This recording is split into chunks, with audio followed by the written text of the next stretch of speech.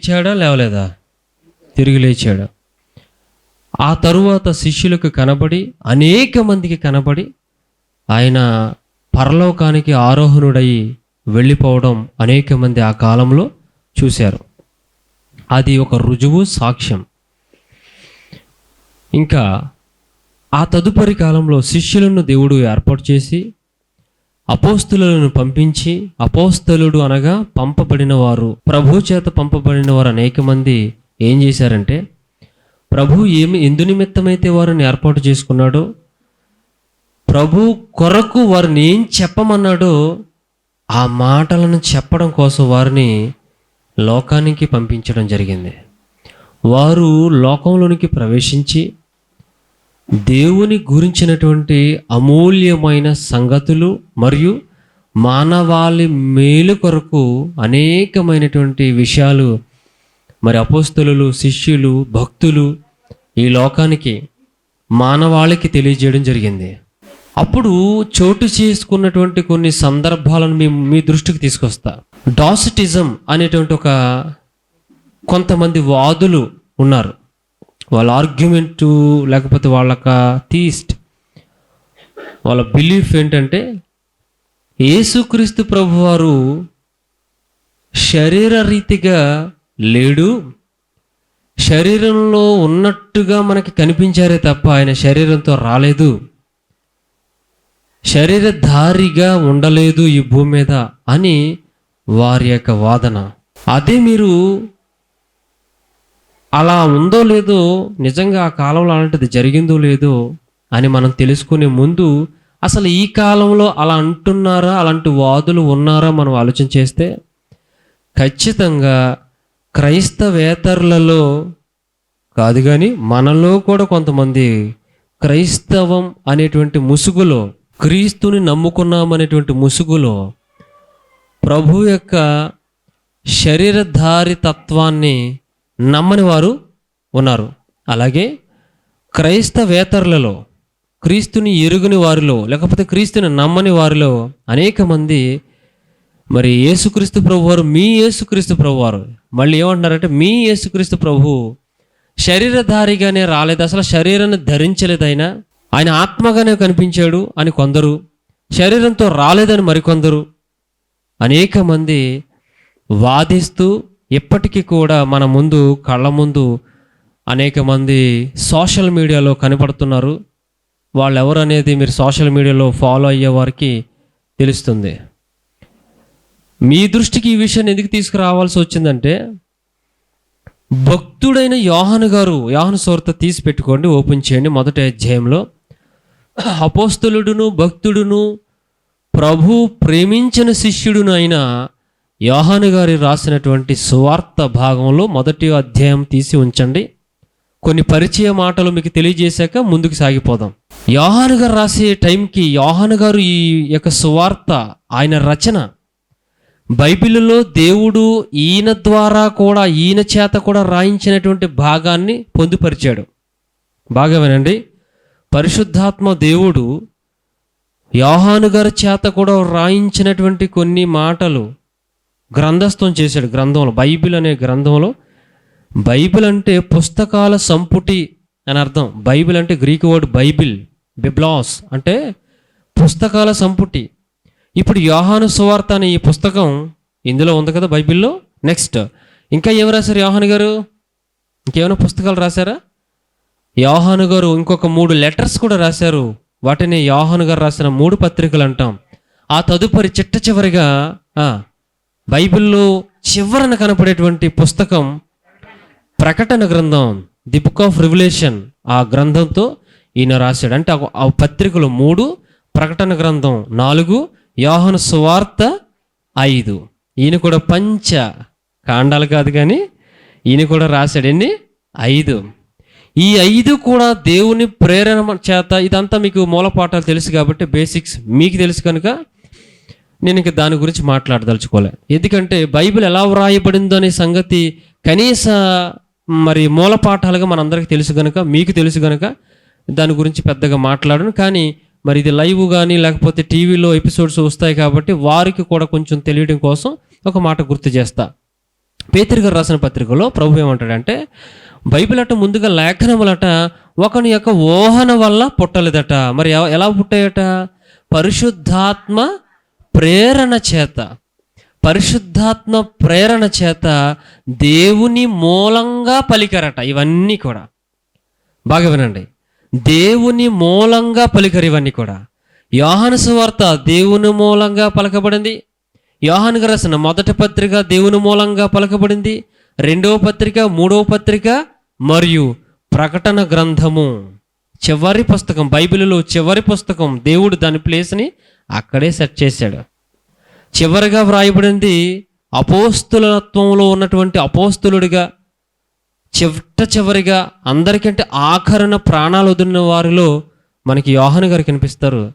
ఆ యోహాను గారి చేత చివరి పుస్తకాన్ని కూడా దేవుడు ఏం చేశాడట? ప్రేరేపించి, వ్రాయించి, గ్రంథస్థం చేసి, బిబ్లాస్ పుస్తకాల సంపుటి అని పిలువబడేటువంటి ఈ మనకిచ్చినటువంటి దేవుని మనసుగా పిలువబడుతున్న పరిశుద్ధ గ్రంథంలో ముద్రించడం జరిగింది, యాడ్ చేయడం జరిగింది. యాడ్ చేయడం అంటే మనం కాదు, దేవుడు. మళ్ళీ యాడ్ చేయడం జరిగిందంటే ఎవడో ఆ మొక్క ఒకటి కట్ చేసుకుంటాడు. ఏ మొక్క యాడ్ చేశాడంట అంటే, బైబిల్లో యాడ్ చేశాడని చెప్తున్నాడు ఇతను అని నా మీద మళ్ళీ మాట్లాడుతూ ఉంటారు. మొక్కలు కట్ చేసే వాళ్ళు ఎక్కువ ఉంటారులే. అంటే వీడియోలు డౌన్లోడ్ చేసుకుని ఆ మొక్క కట్ చేస్తాడు, ఆ మొక్కను 100 సార్లు వేస్తాడు. యాడ్ చేశాడు అంటే యాడ్ చేశాడు అన్నమాట. దేవుడు యాడ్ చేసుకుంటూ వచ్చాడు. ఇవన్నీ గ్రంథస్థం చేశాడు ఆయన. సుమారు 1400 నుంచి 1500 సంవత్సరాల కాలంలో ఈ బైబిల్ అంతటిని బైబిల్ అనగా దేవుని యొక్క గ్రంథాన్ని అంతటిని కూడా గ్రంథస్థం చేసి మానవుల మేలు కొరకు, రక్షణ కొరకు అందించడం దేవుని యొక్క మహాప్రేమ అని మనం చెప్పక తప్పదు. కనుక ప్రియులారా, ఇప్పుడు ఎందుకు యోహాను గారు రాసినటువంటి ఈ సువార్త గురించి, ఆయన రాసిన పత్రికల గురించి, ఇంకో గ్రంథం ప్రకటన గ్రంథం గురించి ఎందుకు ఉదహరించడం జరిగిందంటే, మీ ముందు అసలు మీకు ఒకటి తెలియదు, ఎప్పుడు కూడా బైబిల్ అర్థం చేసుకోవడం రావాలి. బైబిల్ అర్థం చేసుకోవడం అంటే ఎవరు పడితే అలా బైబిల్ పట్టుకోవడం ఈనాడు ప్యాషన్ అయిపోయింది. బైబిల్ పట్టుకుని చెప్పడం అనేది ఒక ప్యాషన్ అయింది, నిజంగా కూడా ప్యాషన్ అయింది. ఎందుకు అంటే ఖచ్చితంగా ఇది తెలుసుకుని తీరాలి.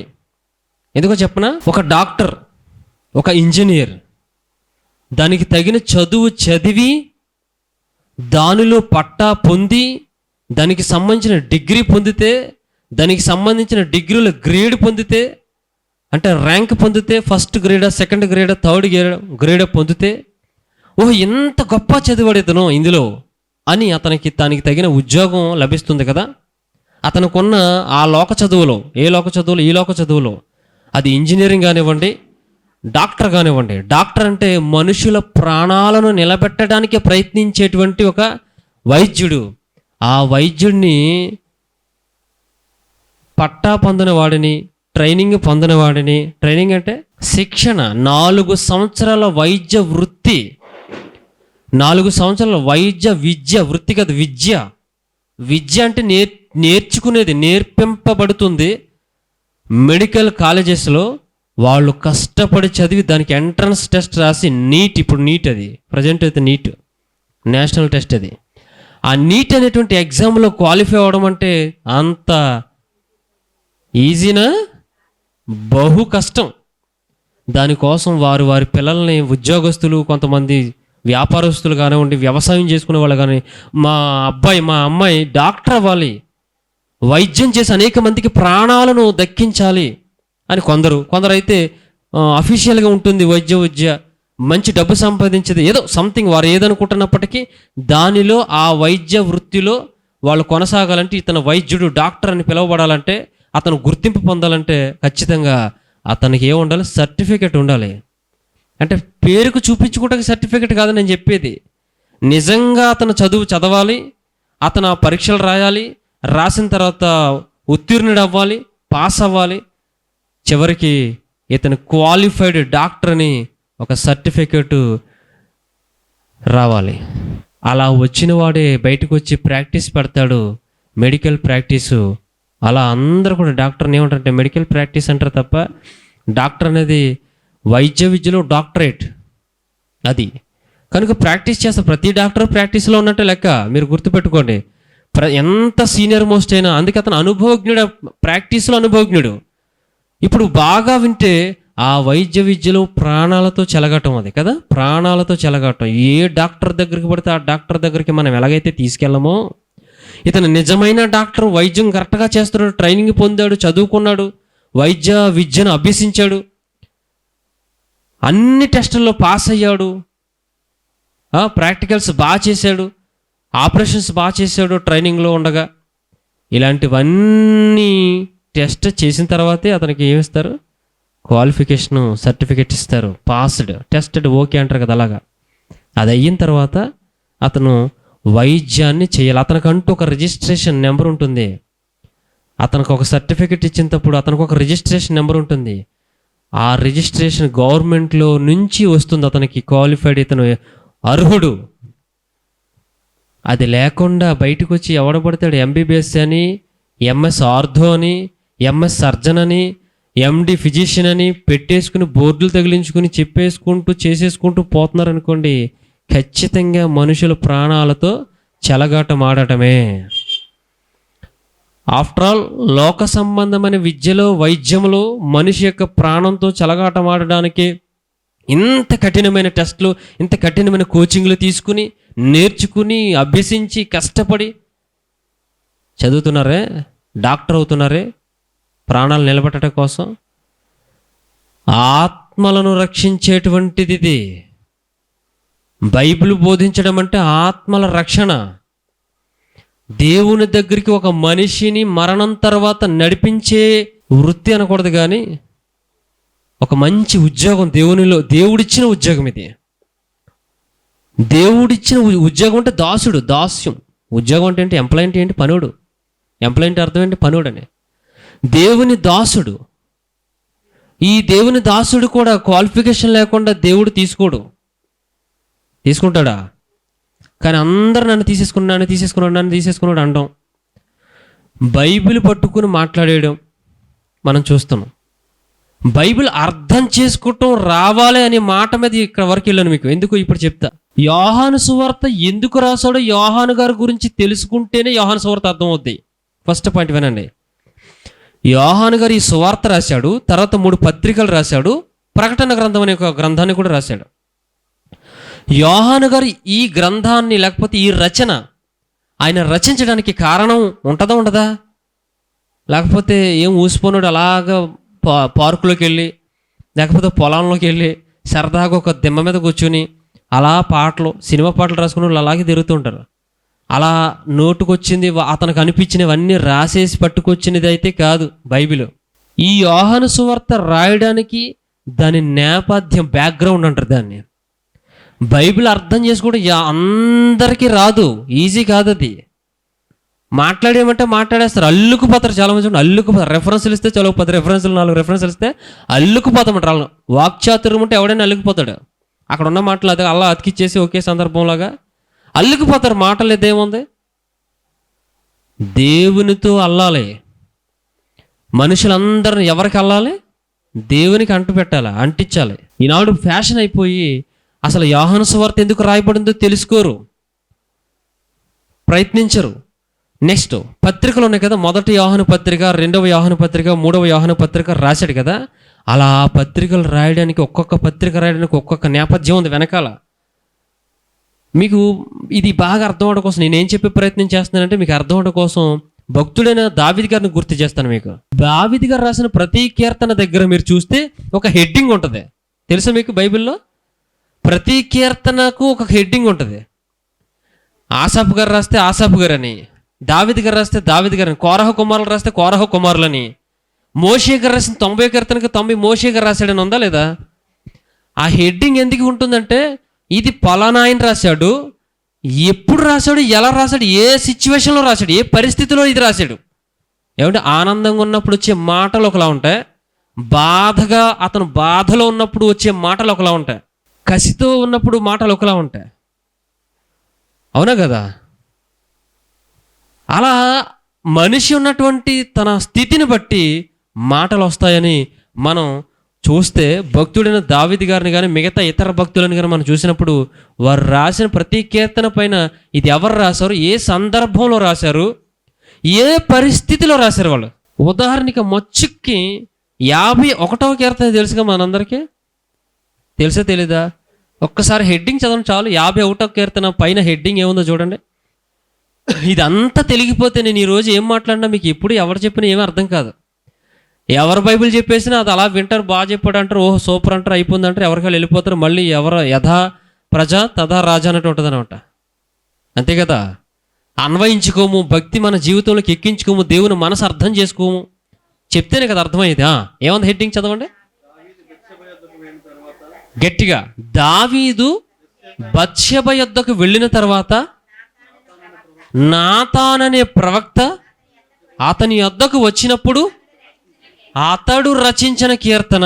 అతడు అంటే దావీదు గారు రచించాడట 51వ కీర్తన. ఇప్పుడు సరదాగా పార్క్ వెళ్ళినప్పుడు రాయలే, గొర్రెలు కాసుకుంటున్నప్పుడు రాయలే, రాజైపోయేటప్పటికే రాజైపోయి రాజరకంలో ఉన్నప్పుడు ఒక సన్నివేశం జరిగింది. సన్నివేశం అంటే ఒక భయంకరమైనటువంటి తప్పు జరిగింది దావీదు గారి వలన. ఆ తప్పు చేసినప్పుడు బత్షెబ అనేటువంటి సైనికుడి యొక్క భార్యతో ఇతను వ్యభిచరించినప్పుడు, పాపం చేసినప్పుడు దేవుని ఆజ్ఞను మీరి ఏమి ఎరిగిన వాళ్ళగా మళ్ళీ మామూలుగా నటించుకుంటూ పోతున్నాడు, రాజుగా కొనసాగుతున్నాడు, మహారాజుగా వెలసిల్లుతున్నాడు ఇశ్రాయేలు ప్రజల మీద. ఏమి ఎరగనట్టు తిరుగుతున్నాడు, బాగానే మహారాజు కదా. సైనికుడి భార్యను, అతను భర్త ఉండగానే, ఊర్య అనేటువంటి భర్త ఉండగానే, సైనికుడు యుద్ధంలో ఉంటే ఖాళీగా ఉండే తన పైకి ఇంటి దగ్గర ఆమెను మోహించి పాపం చేసి తన రాజమందిరంలోకి తీసుకుని వచ్చేసాడంతే బలాత్కారంగా. ఆ తప్పు చేసి ఏమీ ఎరిగిన వాళ్ళగా నటిస్తూ మామూలుగా బతికేస్తున్నాడు ప్రజలందరి ముందు, హుందాగా తిరిగేస్తున్నాడు, మర్యాదస్తులకు మెసులుతున్నాడు. అప్పుడు దేవుడికి నచ్చలేదు. భక్తుడు ఇలా ఉండకూడదు, క్రైస్తవుడు ఇలా ఉండకూడదు, దేవుని బిడ్డలు అసలు ఇలా ఉండకూడదు, నటన జీవితం ఉండకూడదు, వేషధారణ ఉండకూడదు అని ఆయనకి నచ్చదు కనుక దేవునికి అది వేషధారణ. దేవుడు నాతానని ఒక ప్రవక్తని, ఒక పాస్టర్ గారిని పంపించి, ఒక ప్రవక్తని అర్థం అవడం కోసం పాస్టర్ అనే ఒక ప్రవక్తను పంపించి ఆయనను గద్దించినప్పుడు, గద్దించాడా లేదా అయ్యా రాజా అని బతిమలాడలే, రాజుని గద్దించినప్పుడు రాజు పశ్చాత్తాపడి తన పాపం యొక్క లోతైన భయంకరమైన స్థితి ఏంటో గ్రహించి ఒక్కసారి సింహాసనం నుంచి కిందకు పడి మోకాళ్ళ మీద పడిపోయి దేవుని దగ్గర ఏడ్చి తన పాపం గురించి నివృత్తి కోసం, క్షమాపణ కోసం ఏడ్చాడండి, పరుపు తేలిలాగా. రాస్తాడు తర్వాత ఇంకా అనేకమైన కీర్తనలు ఉంటాయి. నా పరుపు తేలిచున్నది అంటాడు, కన్నీటిలో తేలుతుందంట. అంటే పోలిక చూడండి ఎలా రాశాడు. పోలిక నిజంగా తేలిపోద్ది, మా కన్నీళ్ళు వస్తే అంత కన్నీళ్ళు వచ్చేది అంటే అంత అలా ఏడ్చాడని పోలిక. ఇప్పుడు ఇది అప్పుడు రాశాడు ఇది ఈ కీర్తన. ఇప్పుడు అందులో రాయబడిన మాటలన్నీ దానికి సంబంధించిన మాటలను బట్టే వెళుతుందా, లేకపోతే ఏదో నవ్వుతూ ఆడుతూ పాడుతున్నట్టు ఉంటుందా? ఉదాహరణకి కొన్ని మాటలు చూద్దాం. అందులో మీకు ఉదాహరణకి 51వ కీర్తన కదా, ఫస్ట్ మాట చూడండి. దేవా, ఫస్ట్ మాట ఏమైనా ఎత్తుకున్నాడు? దేవా. ఏమండి ఎలా ఎత్తుకుని ఉంటాడు దేవా అంటే? దేవా మరి అని స్పీడ్గా ఎత్తుకోడు. ఎందుకు? అతను హృదయంలో బాధ తొలిచేస్తుంది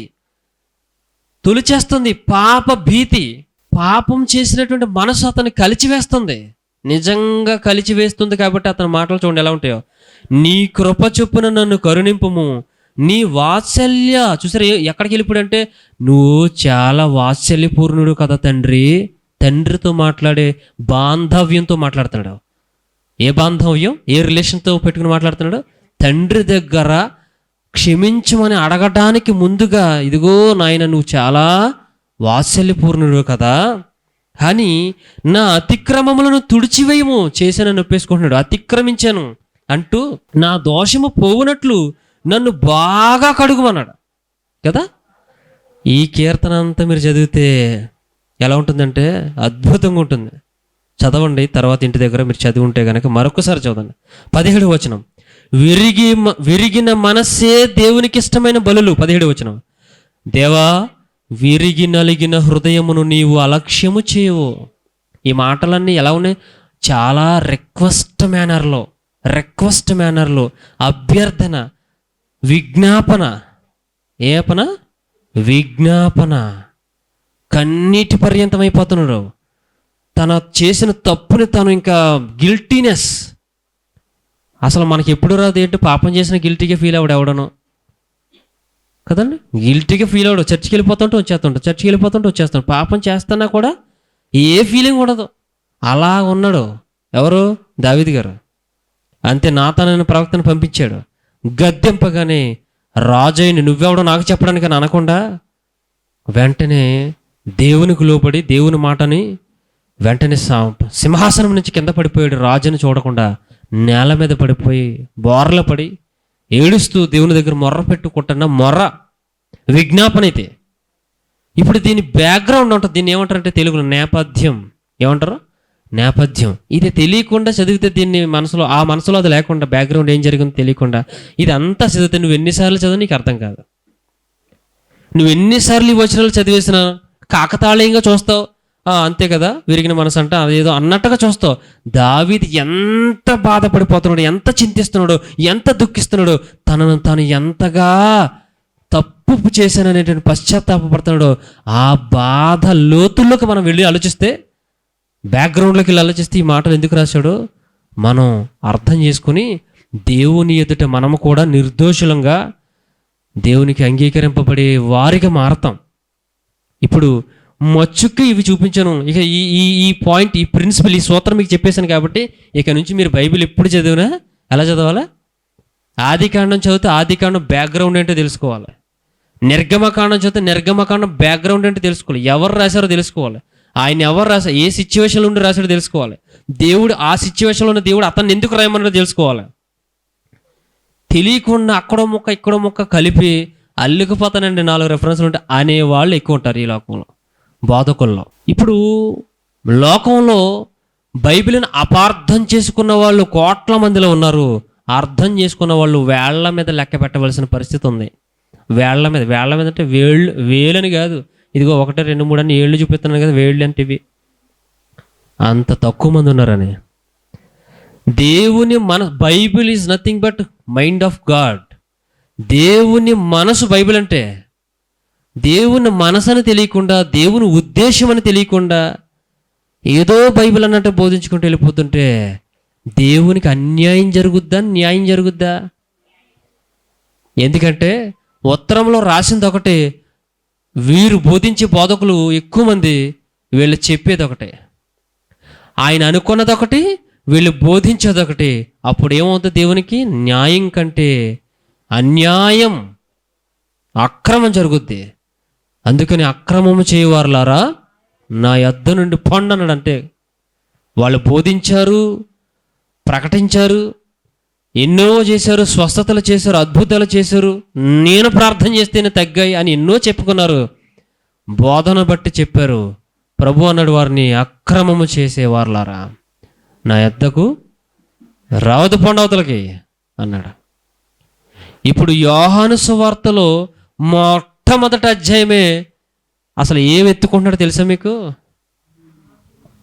అసలు బైబిల్లో మొట్టమొదట ఉండవలసినటువంటి వచనం ఏంటో తెలుసా? అది ఉండాలి బైబిల్లో. అంటే దీన్ని క్రోనలాజికల్ ఆర్డర్ అంటారు. క్రోనలాజికల్ ఆర్డర్ అంటే కాల వృత్తాంత క్రమం. ఏం క్రమం? కాల వృత్తాంత క్రమం. వృత్తాంతం అంటే జరిగిన సందర్భం, ఎప్పుడు ఏది జరిగింది, దేని తర్వాత ఏది జరిగింది అనేటువంటి సీక్వెన్స్ ఉండాలి. బైబిల్ ఎలా రాశాడంటే, దేవుడు ఎలా పెట్టాడంటే, నీ సంగతి ఏంటో నా సంగతి ఏంటో తెలుసుకోవడం కోసం నీకెంత ఇష్టమో నాకెంత ఇష్టమో, నీకెంత మక్కువో నాకెంత మక్కువో దేవుని మాట అంటే ఎంత పరీక్షిస్తావో, ఎంత ఆలోచిస్తావో అని అలా ఇలా కలిపేసాడు. అంతే, అటు ఇటు. నేర్చుకోవాలి. నేర్చుకోకుండా బోధ చేయడం చాలా తప్పు. నేర్చుకుంటూ చెయ్యి, తప్పులేదు. నేర్చుకుంటూ చెయ్యి. నేర్చుకోకుండా బోధ చేస్తే దేవునికి అన్యాయం చేసిన వాడు అయిపోతావు. ఎవరికి అన్యాయం చేసినా పర్లేదేమో, కానీ క్షమిస్తాడేమో, కానీ దేవుడికి అన్యాయం చేసిన దేవుడు అసలు క్షమించడండి. ఇదేం లాజిక్ అండి అని అనకండి, బైబిల్ని బట్టే చెప్పాను మీకు. ఒకడట మనిషి ఏదన్నా తప్పు చేస్తానంటే దేవుడు క్షమిస్తాడేమో తప్ప, యెహోవాకే మనం తేడా కొడితేనట క్షమించాడట. ఎందుకో తెలుసా? ఏహో అనగా దేవుడు. దేవుడికి మానవులను రక్షించాలని ఈ బైబిల్ అంతా రాశాడు. ఇష్టం వచ్చినట్టు బోధించేస్తుంటే ఈ మనుషులందరూ ఆయన దగ్గరికి వెళ్లకుండా ఏమైపోతారు? దారి మళ్ళీపోతారు, వేరే దారికి వెళ్ళిపోతారు. ఈ దారి మళ్ళించిన వాళ్ళు ఎవర్రా అంటే తప్పు బోధించిన వాళ్ళే మళ్ళించినట్టు. అంతేగా, నువ్వు సరిగ్గా బోధించలేదంటే అర్థం ఏంటి? దారి మళ్ళించేసావు. తప్పు చేసిన, నువ్వు పాపం చేసినా పర్లేదు అంటున్నాడంటే దారి మళ్ళీపోయాడు విశ్వాసులు. నువ్వే పాపం చేసినా పర్లేదు క్షమించేస్తాడని అస్తమానం అంటున్నావంటే దాని అర్థం ఏంటి? దారి మళ్ళించేసినట్లే. పరిశుద్ధత లేకుండా ప్రభుని చూడడం అసాధ్యం. అవునా కదా? హృదయశుద్ధి గలవారు ధన్యులు. దేవుని చూడాలంటే హృదయశుద్ధి ఖచ్చితంగా కావాలని బైబిల్ చెప్తుంటే నువ్వేం చేసినా పర్వాలేదులే కానీ అన్నట్టుగా బోధించుకుంటూ పోతే నరకానికి తోసేస్తావు. బోధించే బోధకుడా ఎవరైనా కానివ్వండి. కాల వృత్తాంత క్రమం తెలియకుండా మాట్లాడుకుంటూ పోతే అపార్థాలు ఎక్కువ తప్ప అర్థాలు తక్కువ. ఇప్పుడు ఈ మాట ఎక్కడ ఉండాలంటే యోహాను సువార్త 1వ అధ్యాయం 1వ వచనం, ఆది యందు. ఏ యందు? ఆది యందు. టైం మెన్షన్ చేస్తున్నాడు. ఆది యందు వాక్యం ఉండెను, వాక్యము దేవుని యొద్ద ఉండెను, వాక్యము దేవుడై ఉండెను అని ఉంది. ఆయన ఆది యందు దేవుని యొద్ద ఉండెను. సమస్తమును అనొచ్చు. మీరు అనుకోవచ్చు ఆది కాండంలో కూడా ఆది యందని ఉందా లేదా? ఉందా? అదే ఫస్ట్ ఉండాలేమో అని ఒకవేళ ఎవరికైనా తేడా కొడితే, ఎవరికైనా అక్కడ కూడా మరి ఆది యందు దేవుడు భూమి ఆకాశంలో సృజించను ఉంది కదా, అదే ఫస్ట్ ఉండాలేమో. నీకు తెలిసి నీ మొహం అని నన్నంటే ఇక్కడ అలాంటి వారికి చెంప మీద కొట్టినట్టు ఒక మాట ఉంది అక్కడ.